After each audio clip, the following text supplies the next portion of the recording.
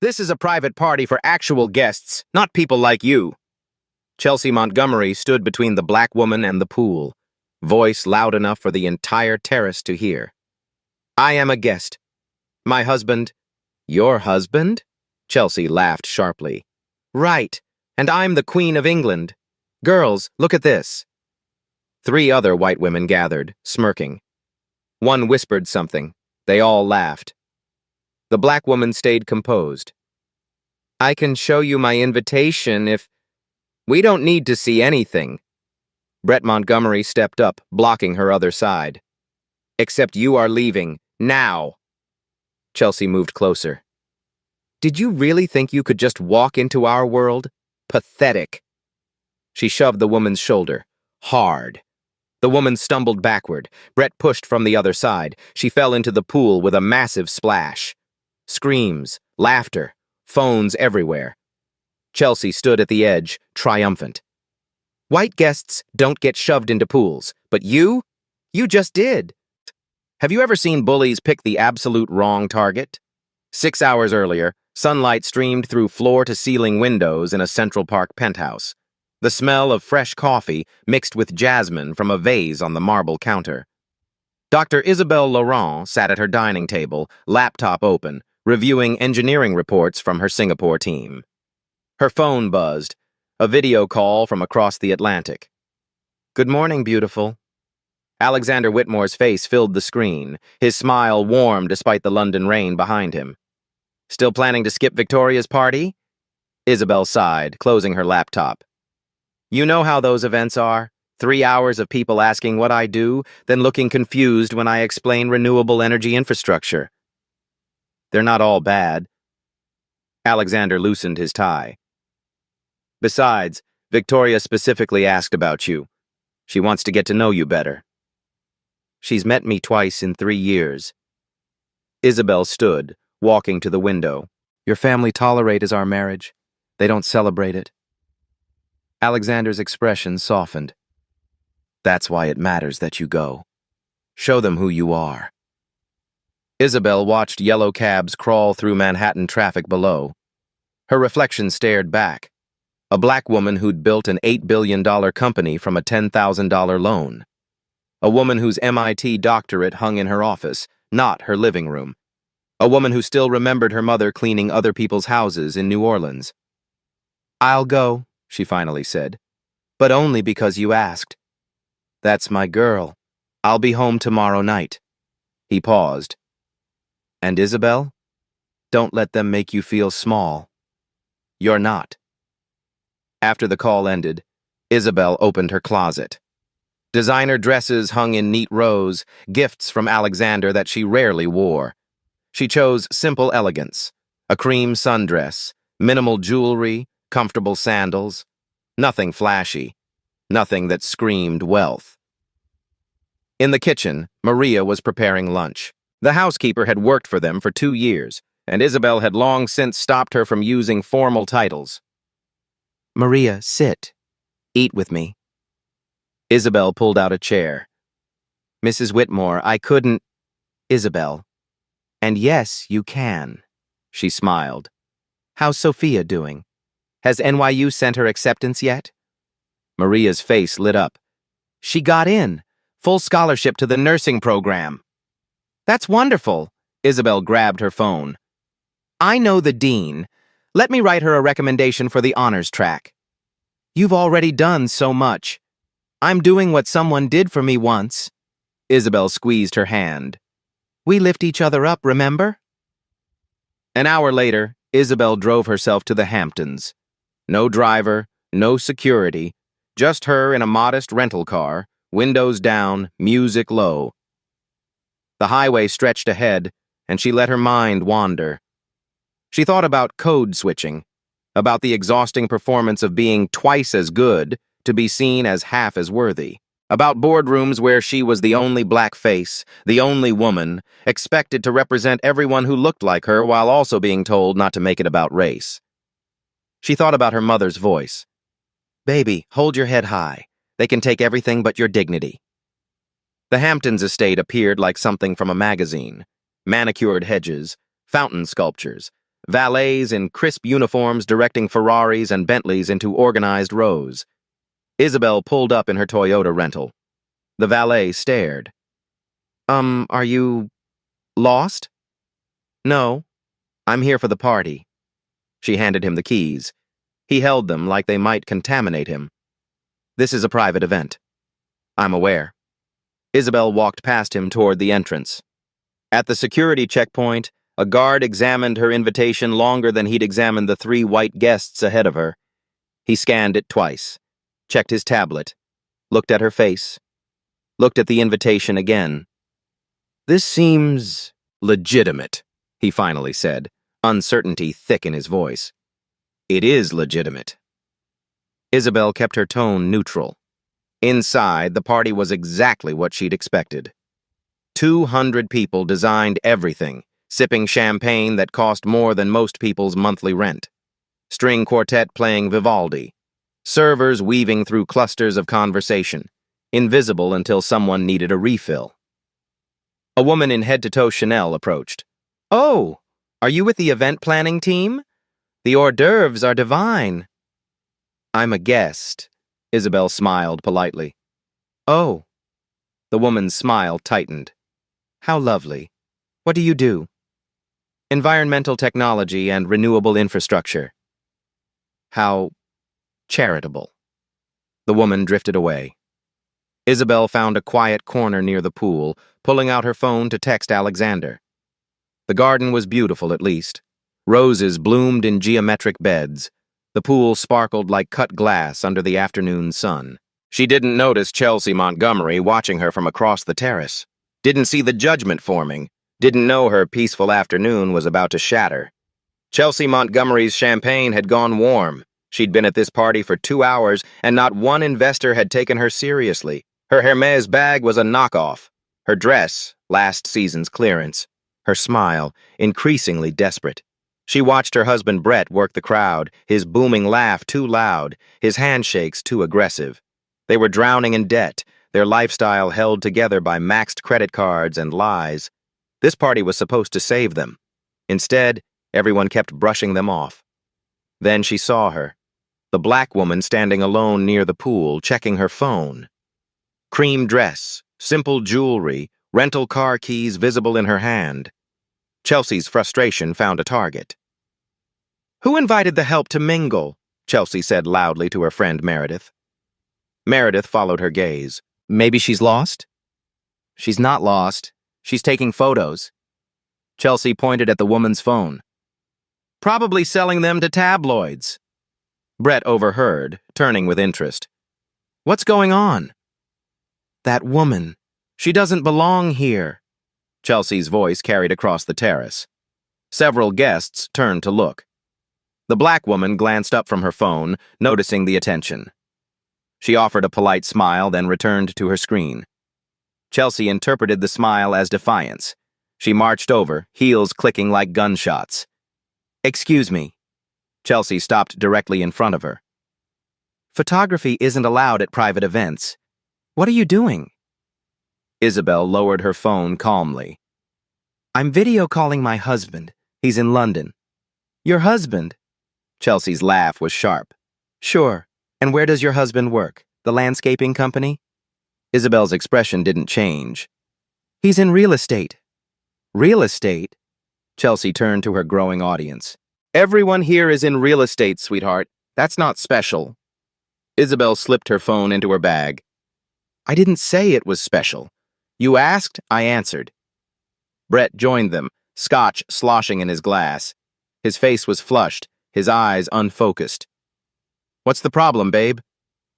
This woman won't leave. I've asked her nicely. Chelsea crossed her arms. I haven't been asked to leave. Isabel's voice remained steady. I was invited. I'm a guest. Brett laughed, the sound wet and ugly. A guest? At Victoria Whitmore's party? He looked her up and down. Yeah, I don't think so. I am. Isabel reached for her bag. I can show you my invitation. Chelsea grabbed her wrist. Don't reach for anything. We don't know what you have in there. The touch was aggressive. fingers pressed into skin hard enough to leave marks. Isabel looked down at Chelsea's hand, then back up at her face.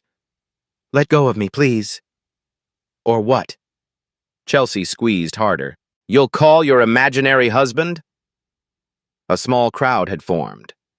20 people, then 30, watching the confrontation unfold. Some looked uncomfortable. Most looked entertained. One young woman pulled out her phone, started recording. Isabel gently tried to extract her wrist. Chelsea held on. "I'm going to ask you one more time to release me." Isabel's calm was unnerving. No anger, no fear, just steady certainty. Brett stepped closer. "You're not in a position to ask for anything. You crashed this party. We all know it." "I didn't crash anything." Isabel finally pulled her wrist free. Finger-shaped red marks bloomed on her dark skin. "My name is on the guest list. Check with Victoria if you don't believe me." "Victoria?" Chelsea's eyes narrowed. "You're claiming you know Victoria Whitmore personally?" "I'm married to her cousin." The crowd went silent. Then someone giggled. The giggle spread into laughter. Brett nearly spat out his drink. "You're married to Whitmore? That's the story you're going with?" "It's not a story. It's the truth." Chelsea pulled out her phone, tapping rapidly. "Let's see. Victoria's family tree. Oh, look, her cousin Alexander, and he's engaged to..." She turned her screen toward the crowd. "Sienna Hartwell, blonde, Yale-educated, society royalty." The crowd murmured. Someone whispered, "I remember that engagement announcement." Isabel shook her head slightly. "That engagement ended 5 years ago. Alexander and I have been married for 3 years." "Married."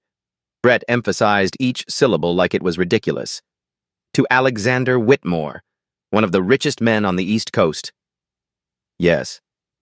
"And you expect us to believe that?" Chelsea's voice rose. "Look at you. Look at us. Look at where we are. You really think we're that stupid?" Isabel's jaw tightened almost imperceptibly. "I think you're making assumptions based on how I look."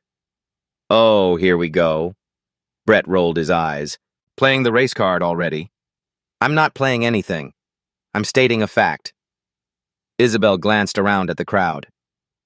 "I came to this party as a guest. I've been polite. I've explained who I am. You've grabbed me, insulted me, and accused me of lying. Why?" Chelsea stepped into her personal space. "Because people like you don't marry people like Alexander Whitmore. They just don't." "People like me?" Isabel repeated the words quietly. "Yes, people who show up in rental cars. People who dress like they're going to brunch, not a $50,000 party. People who don't know anyone here." "I know Victoria." "No, you don't." Chelsea's certainty was absolute. "I've known Victoria for 10 years. She would never invite someone like you to her home." Meredith touched Chelsea's arm. "Chels, maybe we should just check the guest list. We don't need to check anything." Chelsea whirled on her friend. "Can't you see what's happening? She saw this party on social media, found the address, walked right in because security is too scared to stop her." "Too scared?" Isabel's eyebrow raised. "Of looking racist." Brett said it like it was obvious. "You people weaponize that all the time." The words hung in the air. Several guests shifted uncomfortably. The young woman filming moved closer, making sure her camera caught everything. Isabel took a slow breath. "I'm going to walk away now. I'll find Victoria myself and clear this up." She turned toward the main house. Chelsea grabbed her arm again, harder this time. "You're not going anywhere. Remove your hand." Isabel's voice dropped, acquiring an edge it hadn't had before. "Make me." Chelsea pulled, trying to steer her toward the exit.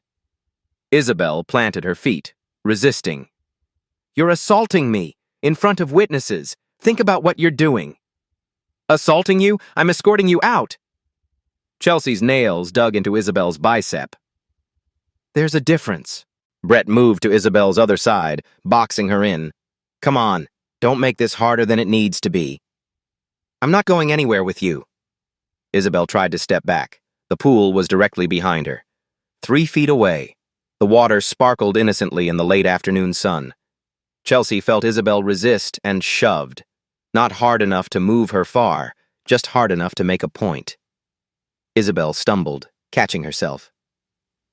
"Did you just push me?" Isabel's voice was quiet, dangerous.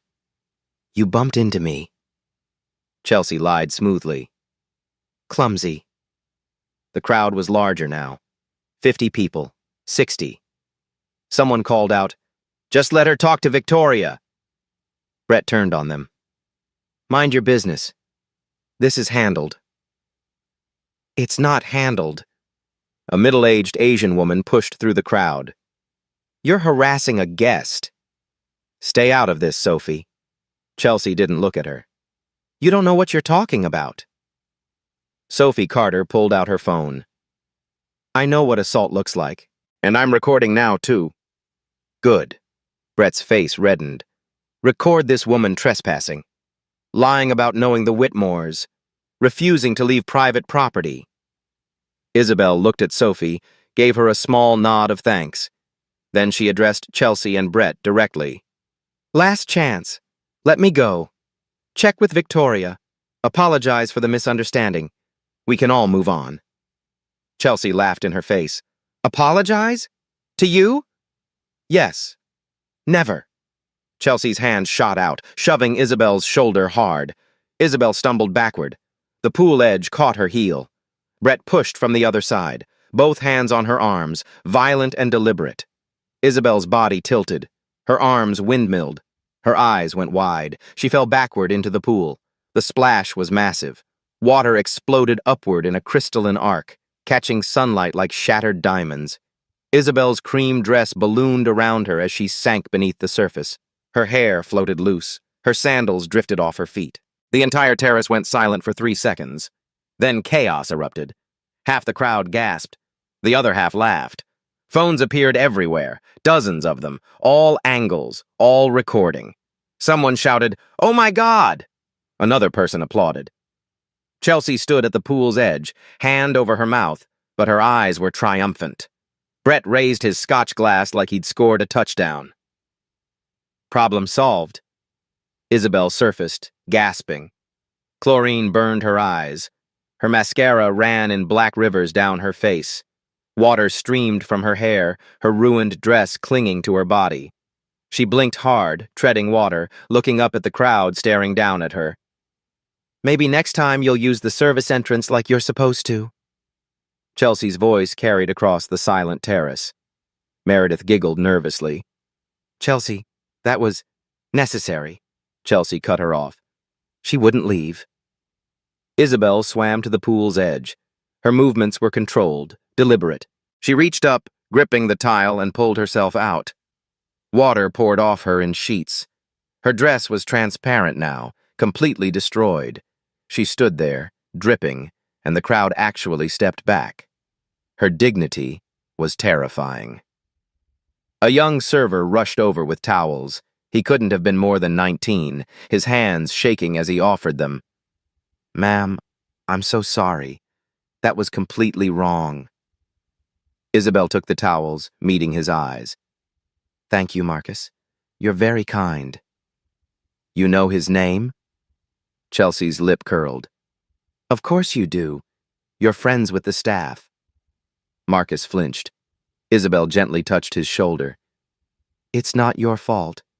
Go back to work. You don't need to be part of this." "But they—" "Go!" Isabel's voice was firm but kind. Marcus retreated, looking back with worried eyes. Brett finished his scotch, tossed the glass to a passing server. "Well, that was entertaining. Show's over, everyone." "Not quite." Isabel wrung water from her hair. "You just assaulted me. In front of approximately 60 witnesses, multiple cameras. I want your names." "Our names?" Chelsea laughed.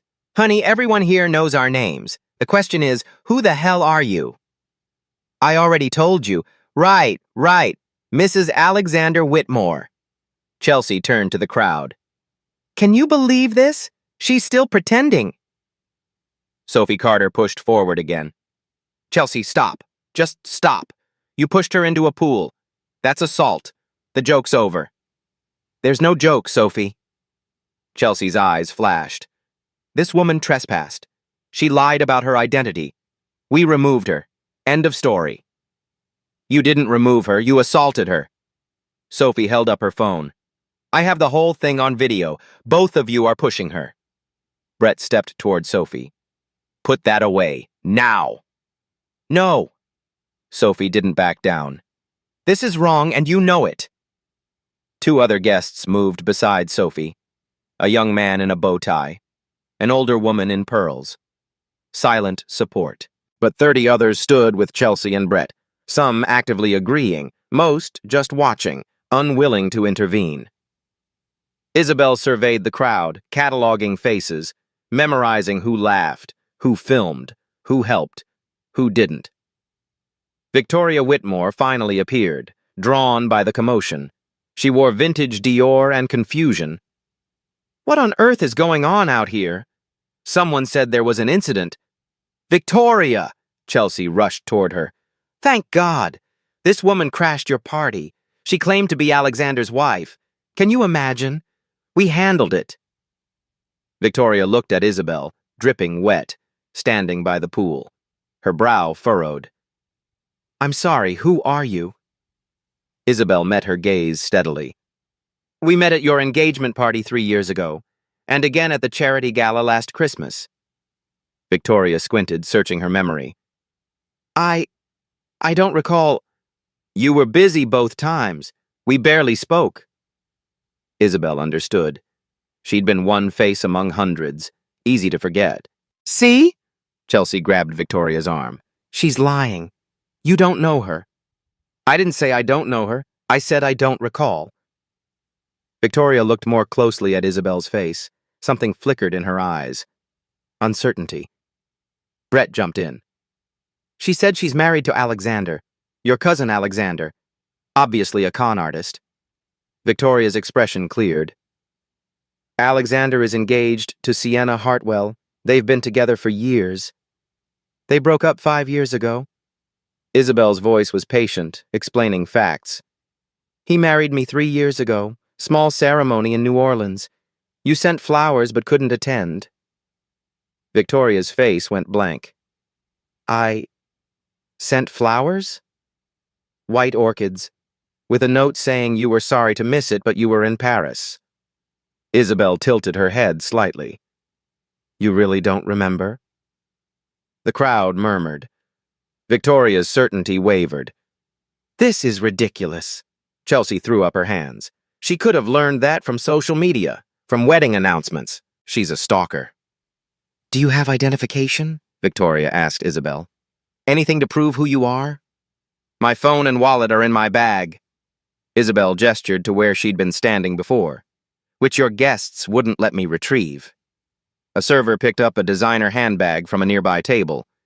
Is this it, ma'am? Isabel nodded. Yes, thank you.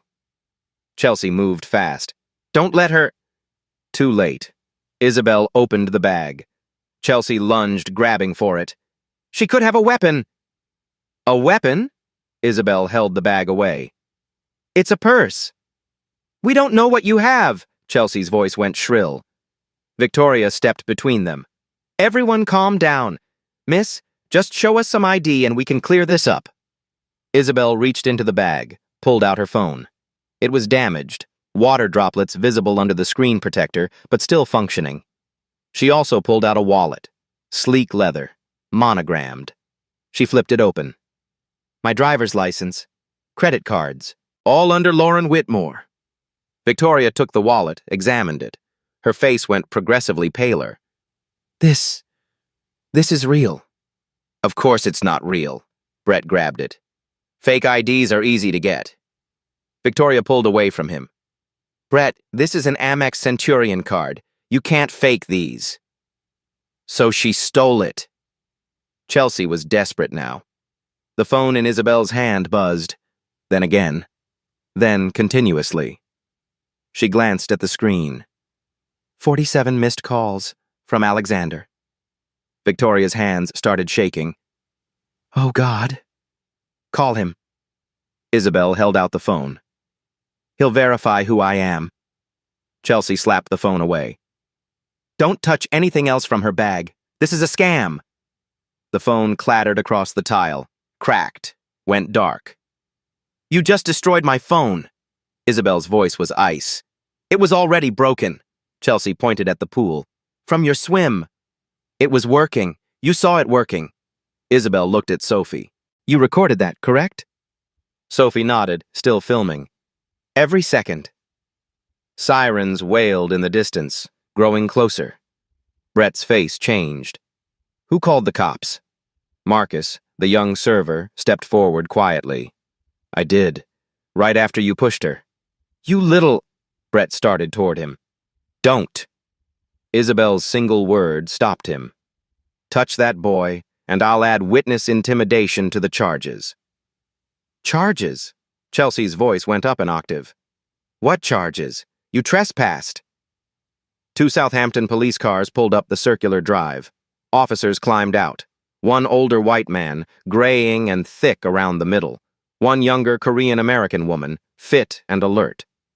The older officer, Patterson, surveyed the scene. Wet woman, angry crowd, multiple phones recording. He sighed. Someone want to tell me what happened here? Brett rushed forward. Officer, thank God you're here. This woman trespassed on private property. When we asked her to leave, she became aggressive and threatening. Patterson looked at Isabel, dripping wet. That's true, ma'am? No.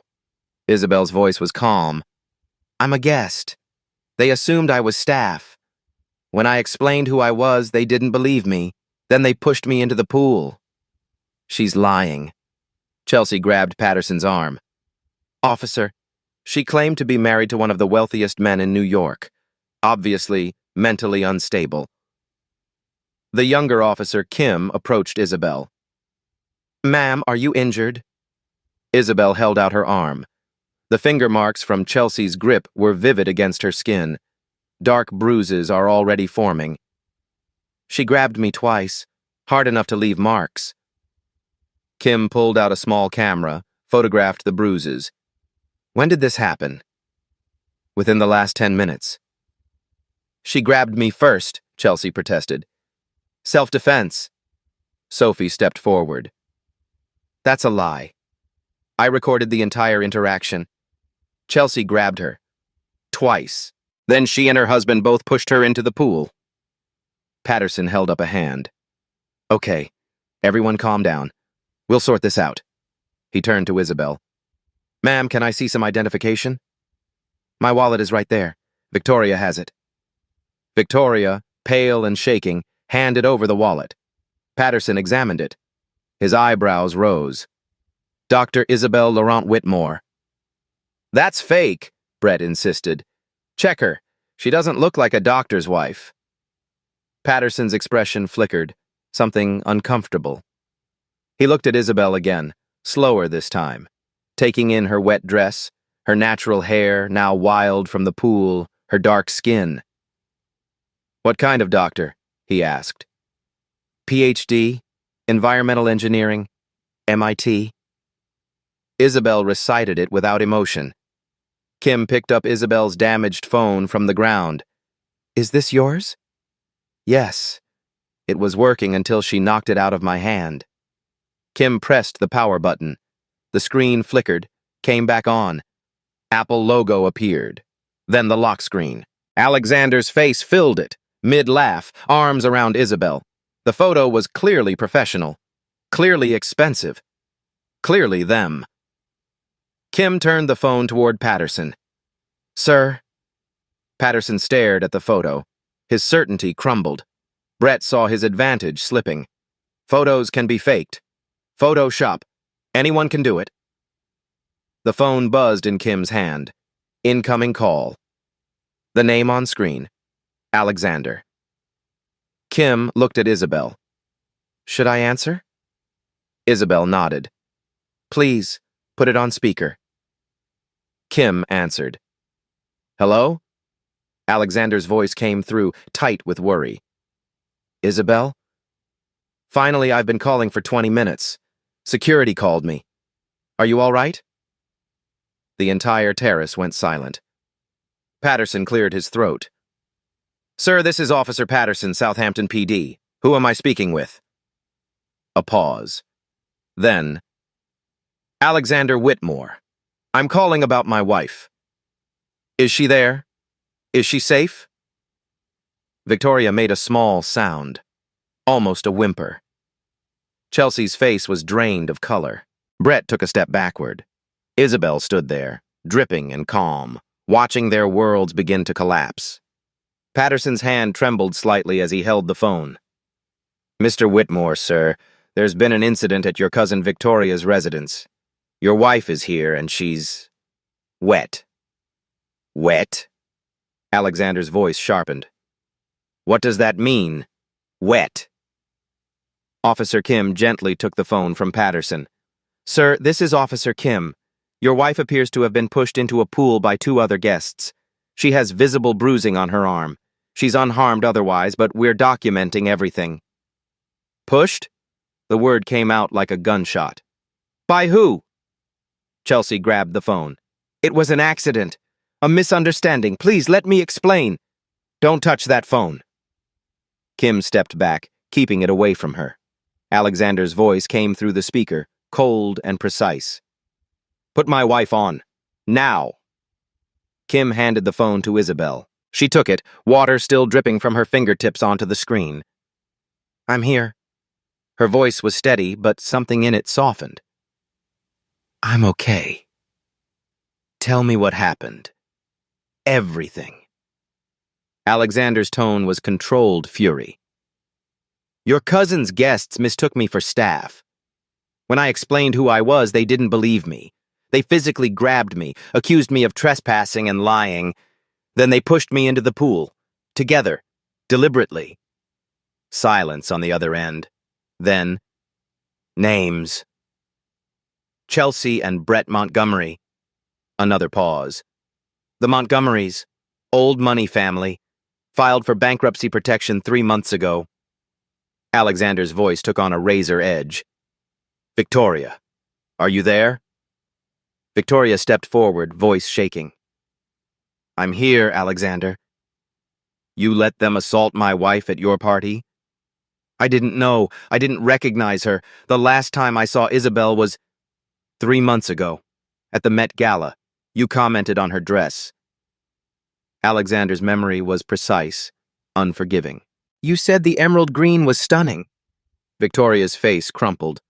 I forgot. There were so many people. You forgot my wife's face, but you remembered the Montgomerys? Who owe money to half of the Hamptons? Alexander's disappointment was palpable. We'll discuss this later. Right now, put James Rodriguez on the phone. Officer Kim looked confused. Who? A man in a dark suit pushed through the crowd, head of estate security. His face was ashen. I'm here, Mr. Whitmore. James. You were briefed on all Whitmore family members. That includes my wife. Rodriguez looked at Isabel, standing there soaking wet, and his shoulders sagged. Yes, sir. I recognized Dr. Laurent Whitmore the moment I arrived at the scene. I was waiting for her signal on how to proceed. Every eye turned to Isabel. She'd known. The security chief knew who she was, and she'd let it continue. Brett's voice came out strangled. You knew? This whole time you knew who she was? Rodriguez ignored him. Sir, what are your instructions? Full cooperation with police. Pull all security footage, every camera angle. I want the complete guest list, including who vouched for the Montgomerys. And call Harrison Carter. Tell him I need him in Southampton immediately. Chelsea's legs nearly gave out. Harrison Carter? The attorney? Senior partner at Morrison and Associates. Alexander's voice held grim satisfaction. He handles all my family's legal matters, including lawsuits. Brett grabbed Chelsea's arm, whispering urgently. She shook her head, eyes wild. Victoria found her voice. Alexander, please. This is a terrible misunderstanding. It's not a misunderstanding, Victoria. It's assault, battery, theft of personal property. Alexander paused. And based on what they said to my wife, possibly a hate crime. The word hate crime rippled through the crowd. People stepped away from Chelsea and Brett like they were radioactive. Officer Kim pulled out her notepad. Sir, for the record, can you confirm your wife's full legal name and your relationship? Dr. Isabel Marie Laurent Whitmore. We've been married 3 years as of last April. Ceremony in New Orleans, her hometown. Reception at Commander's Palace. Victoria sent white orchids because she was in Paris and couldn't attend. Victoria's hand flew to her mouth. The memory is clearly flooding back. Patterson, who'd been silent, finally spoke up. Mr. Whitmore, about the misidentification. Officer Patterson. Alexander cut him off. I'll be landing in Southampton in approximately 3 hours. My wife will press full charges. I expect you to treat this with the seriousness it deserves. Of course, sir. Absolutely. Good. Isabel, I'm on my way. Don't let anyone intimidate you. I won't. Isabel's lips curved slightly. I never do. I know. I love you. Love you too. The call ended. Isabel handed the phone back to Officer Kim. The silence that followed was deafening. Then Sophie Carter stepped forward, turning to face the crowd. For everyone who doesn't know, Dr. Isabel Laurent Whitmore founded Green Tech Solutions. She's on the Forbes list. Top 50 self-made billionaires under 50. A man in the back called out. She spoke at the World Economic Forum last year. Another voice. She donated $100 million to climate research. A young woman pushed through the crowd, tears streaming down her face. Dr. Laurent funded my scholarship, the Laurent STEM Scholarship for underrepresented students. She paid for my entire education. Marcus, the young server, raised his hand shakily. Mine too. 4-year full ride to Cornell. Isabel looked at him, surprised. Marcus Carter, Sophie's nephew? He nodded. You didn't know I worked here. I took this summer job to save money for textbooks. Each revelation hit Chelsea and Brett like a physical blow. Chelsea's knees buckled. She grabbed a chair for support. Brett turned on Victoria. You invited her? You knew she was some billionaire and you didn't tell anyone? I didn't remember. Victoria's voice broke. God help me, I didn't remember. Officer Kim pulled out handcuffs. Mr. and Mrs. Montgomery, you're under arrest for assault and battery. No. Chelsea's voice came out as a whimper. No, please, we made a mistake. We're sorry. You're sorry you got caught. Isabel spoke for the first time since the call ended. Her voice was quiet, but it carried. You weren't sorry when you grabbed me, when you insulted me, when you pushed me into that pool while 50 people watched. You thought I was beneath you. Isabel stepped closer, water still dripping from her dress. You thought my skin color meant I couldn't possibly belong here. You thought you had the right to put your hands on me, to humiliate me, to throw me away like trash. Chelsea burst into tears. Please, this will ruin us. You ruined yourselves. Isabel turned to Officer Kim. I want to press full charges. Assault, battery, theft, whatever applies. Kim nodded. Yes, ma'am. Turn around, please, Mrs. Montgomery. The handcuffs clicked into place. The metallic click of handcuffs echoed across the terrace. Chelsea's wrists were pulled behind her back, the steel biting into her skin. She twisted toward Victoria, mascara streaming down her face. Victoria, please!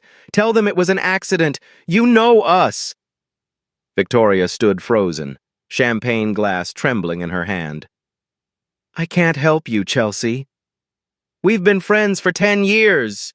Chelsea's voice climbed into hysteria. You assaulted my cousin's wife at my party. Victoria's voice was hollow, final. Officer Kim moved to Brett. Hands behind your back, sir. Brett jerked away.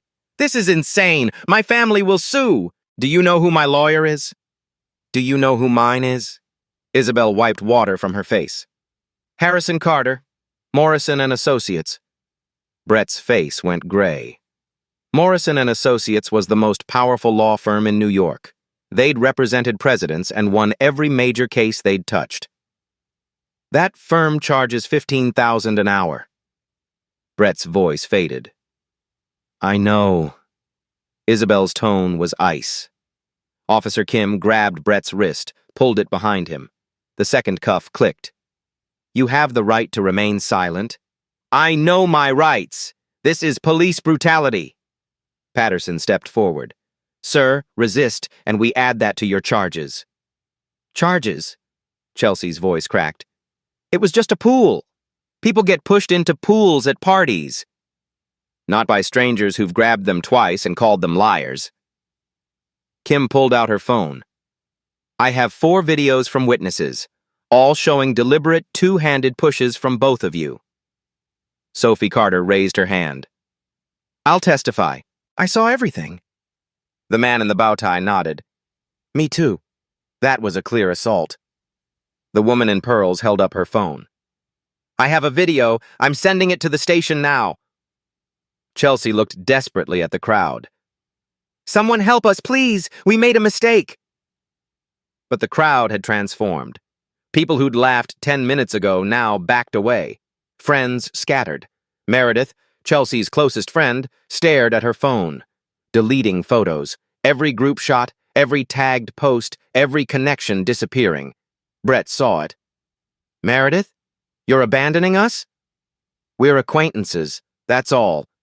Meredith didn't look up. Chelsea made a sound like a wounded animal. Patterson guided them toward the police cars. Watch your head. As Chelsea was placed in the back seat, her purse slipped. Contents spilled across the driveway. Lipstick, compact, credit cards, and Isabel's phone. Kim picked it up, photographed it. Theft of property valued over $1,000. Grand larceny. I didn't steal it, Chelsea screamed through the window. She dropped it. 17 witnesses say you knocked it from her hand. Kim held up her phone. 4 videos confirm it. Brett stared out at the crowd, watching his life evaporate. My mother is going to kill me. Patterson slammed the door. Your mother is the least of your problems. The police cars pulled away, lights flashing. The party erupted into whispers. Phones appeared everywhere. Within 3 minutes, the story hit Twitter. Within 5, Instagram. Within 7, a gossip blog posted details that identified everyone involved. Victoria stood alone by the pool. A server approached. Should we drain it? No, leave it. Police will want photos. Security Chief Rodriguez appeared. I've pulled all the footage, 42 camera angles. Send everything to Alexander's attorneys. Victoria paused. James, why didn't you stop it? You knew who she was. Rodriguez hesitated. Dr. Laurent Whitmore signaled me 3 times to stand down. She wanted to see how far they'd go. Victoria turned to Isabel, now wrapped in towels, speaking with Officer Kim, still composed, still in control. She let it happen, Victoria whispered. Yes, ma'am. Victoria approached Isabel. I'm so sorry. I should have recognized you. You should have stopped them regardless of who I was. Isabel's voice was gentle but firm. That's the point. You're right, Victoria swallowed. What can I do? Donate $500,000 to the Southern Poverty Law Center. Tonight. Done. I'll double it. Then we're fine. You didn't push me. They did. A paramedic approached. Ma'am, I need to document injuries. Isabel held out her arm. Deep purple bruises marked where Chelsea's fingers had dug in. 5 distinct points. The paramedic photographed from multiple angles. The bruises, the ruined dress, the scrape on her elbow, the redness in her eyes. Kim reviewed everything on her tablet. The Montgomerys will be held overnight. Bail hearing tomorrow. Will you attend? Yes. They'll bail if they can afford it. They can't. Isabel's voice was matter-of-fact. They filed bankruptcy 3 months ago. They'll spend tonight in jail. Kim's eyebrows rose. You knew? Their company approached mine for investment 6 months ago. We declined. Too much debt. Sophie laughed, the sound bitter. They pushed away the one person who could have saved them. Isabel's phone buzzed. Alexander. Landed. 40 minutes away. Harrison is with me. By sunset, the Montgomerys' lives had been dissected online. Financial troubles exposed. Past racist incidents unearthed. Deleted posts recovered and shared. #Hamptons. Assault was trending nationally. In a Southampton cell, Chelsea and Brett sat in silence, finally understanding what they'd done. 48 hours later, the story consumed national news. Every major outlet ran segments. CNN, MSNBC, Fox News. The footage was identical. Chelsea and Brett shoving a black woman into a pool while crowds watched. Good Morning America played the video on loop. This Hamptons incident has sparked nationwide conversation about racism, privilege, and accountability. The View dedicated an entire episode. Whoopi held up Isabel's photo. Dr. Isabel Laurent Whitmore, MIT graduate, billionaire philanthropist, treated like trash because of her skin color. Social media exploded. Hamptons, assault hit 10 million mentions in 24 hours. Justice for Isabel followed. Then pool assault, Hamptons racism. But the counter-investigation destroyed the Montgomerys completely. A New York Times reporter found Chelsea's old blog, posts from 5 years ago, before she scrubbed her presence. Entries complaining about diversity hires ruining qualified candidates. About those people moving into her neighborhood. How affirmative action was reverse discrimination. Screenshots spread like wildfire. Someone found Brett's college emails, messages using racial slurs, jokes about keeping the club pure, complaints about being forced to interview minority candidates. More screenshots, more outrage. A former housekeeper came forward. Maria Gonzalez, 53, mother of 2. Chelsea had fired her for speaking Spanish in the house. The termination letter explicitly stated the reason. Maria's interview aired on Univision, then CNN. She told me speak English or go back to Mexico. I was born in New Jersey. 2 more former employees emerged. Both people of color. Both with stories of casual cruelty built into mountains. This wasn't isolated. It was a pattern. District Attorney Maria Hernandez called a press conference. After reviewing extensive evidence, we're filing additional charges. Beyond assault and battery, we're adding hate crime enhancements based on clear racial animus. Cameras flashed. Reporters shouted. The maximum combined sentence is now 7 years in state prison. Wealth and status will not shield these defendants from consequences. The Montgomerys' attorney, Gerald Morse, scrambled. He held his own press conference. My clients made a terrible mistake. They've apologized. They're willing to make this right. A reporter called out. How? Morse shuffled notes. We're offering a settlement. $50,000. Laughter erupted. $50,000 to a billionaire was insulting. Dr. Laurent Whitmore filed a $10 million civil suit. Your response? Morse went pale. $10 million is excessive. She's donating winnings to charity. Southern Poverty Law Center and NOACP Legal Defense Fund. Morse had no answer. The criminal trial began 3 months later. The courthouse was surrounded by protesters, half demanding justice, half defending the Montgomerys as cancel culture victims. Inside, the prosecution presented it surgically. 23 video angles. Each showed deliberate, coordinated pushing. Chelsea and Brett working together. Isabel trying to retreat. No accident. Medical photos of bruises. 5 distinct finger marks. Deep tissue damage. Excessive force. Expert testimony from a psychologist.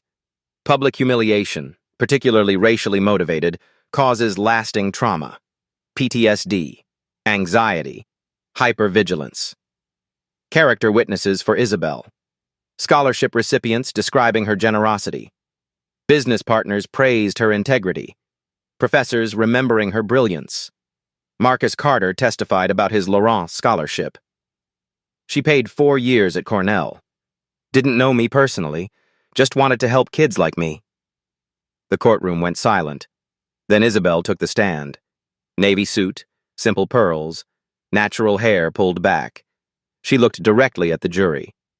The prosecutor approached. Dr. Laurent Whitmore, tell the jury what happened June 15th. Isabel's voice was steady. I attended a party as an invited guest. Within 20 minutes, I was physically assaulted and publicly humiliated because two people looked at my skin and decided I didn't belong. How did that make you feel? Angry, hurt, but not surprised. Isabel paused. I've experienced racism my entire life. Microaggressions in boardrooms, assumptions about my intelligence, questions about whether I really earned my degrees, but this was different. This was violence. Why different?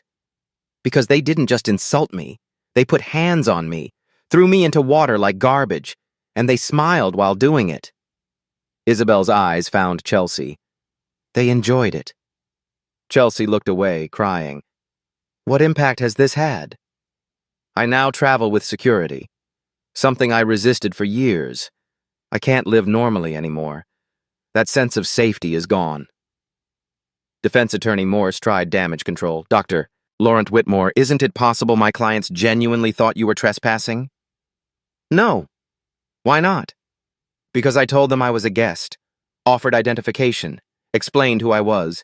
They chose not to believe me. Isabel leaned forward.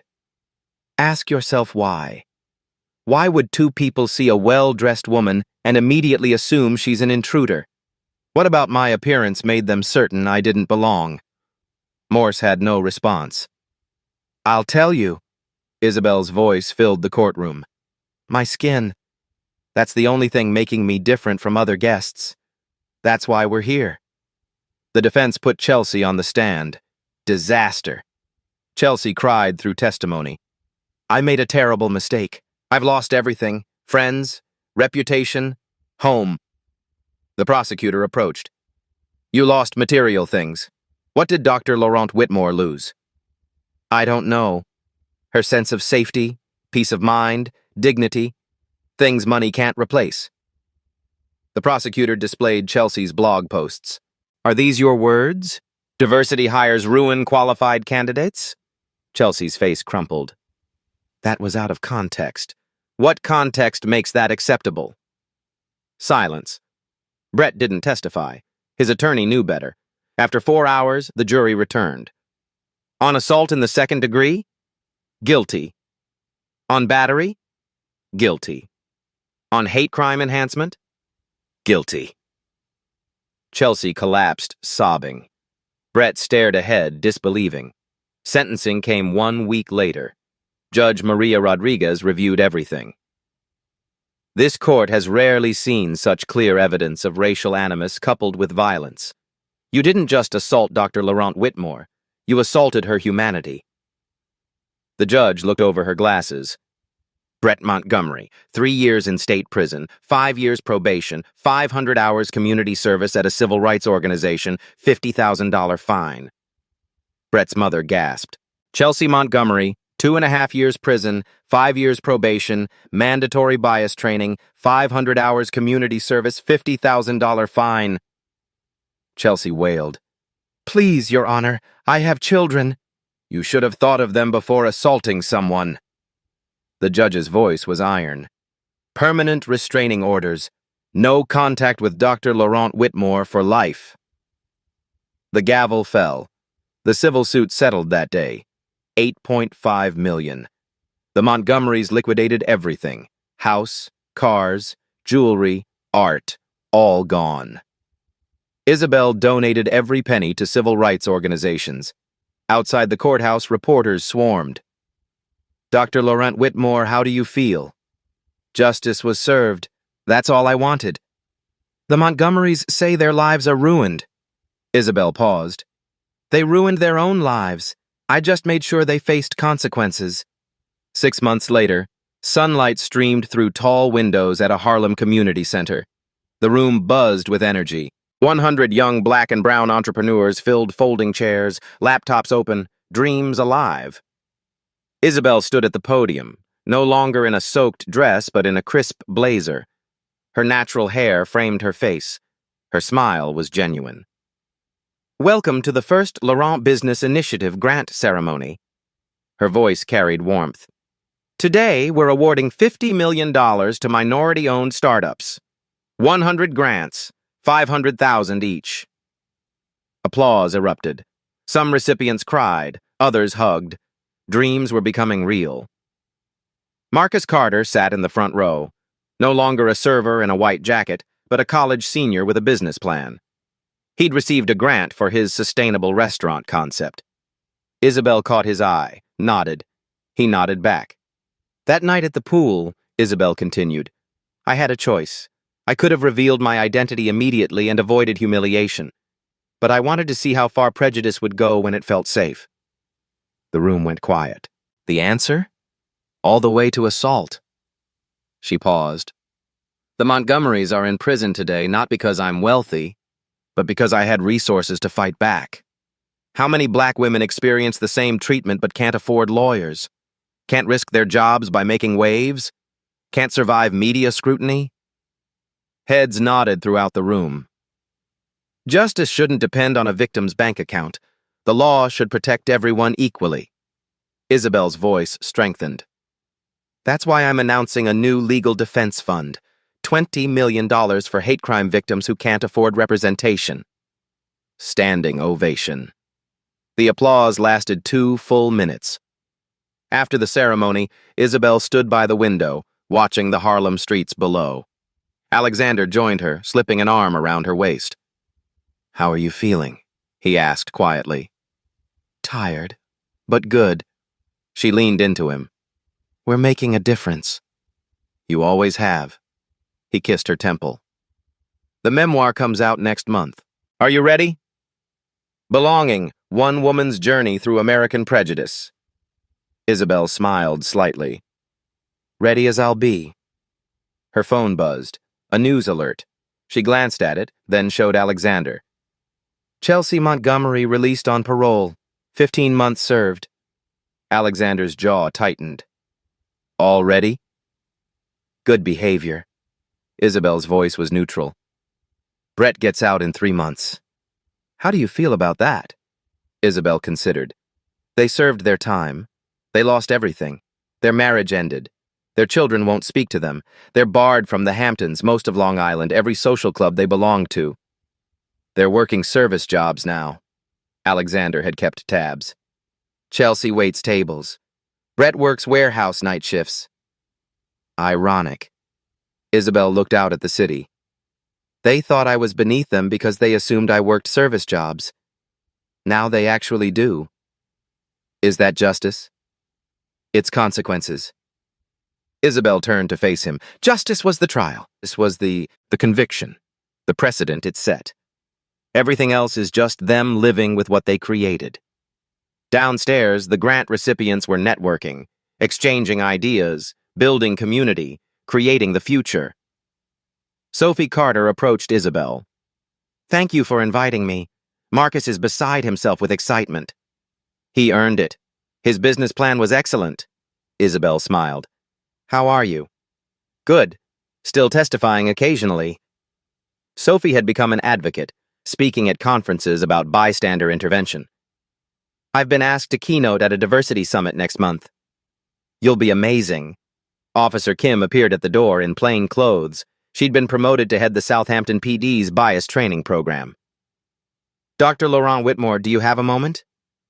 They stepped aside. Kim pulled out a tablet. I wanted to show you something. Hate crime reporting in the Hamptons is up 40% since your case. Isabel studied the charts. Is that good or bad? Good. Crimes were always happening. Now people report them. Kim scrolled through data. We've also seen 15 other victims come forward with incidents involving the Montgomerys. Things that happened years ago. 15? Isabel's eyebrows rose. They had a pattern. You were just the one with resources to fight back. Kim paused.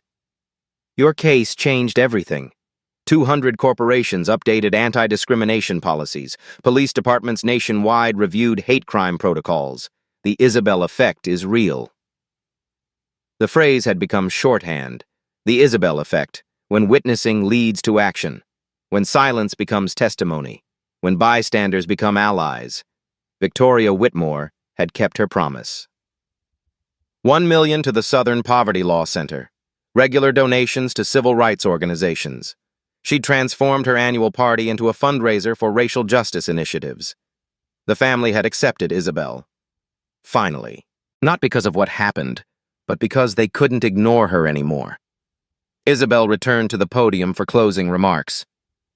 If this story moved you, don't just feel. Act. The room leaned forward. If you witness discrimination, record it. Report it. Testify. Her voice was firm. Support organizations fighting hate crimes. Links are in your program. She gestured to the recipients. Share their stories. Amplify voices that are usually silenced. Subscribe for updates about real cases where courage met accountability. Marcus stood, started clapping. Others joined. Soon the entire room was on their feet. Isabel raised her hand for quiet. They pushed me into a pool to put me in my place. But my place was never where they thought it was. She looked directly at the camera in the back, recording for social media. So here's my question for you. Her voice dropped, intimate and challenging. When you see injustice, do you look away because it's easier, or do you bear witness because it's right? Silence held the room. Your answer defines not just who you are, but who we are as a society. Isabel's eyes blazed. What will you choose? The screen faded to Isabel standing by a pool. Different location, symbolic. She looked at the water, then back at the camera. The pool couldn't drown my dignity. Their hatred couldn't erase my worth. And your silence won't stop the fight for justice. She turned and walked away, head high, shoulders back, unbroken. Have you ever witnessed discrimination? Share your story in the comments. Subscribe for more stories where justice prevails.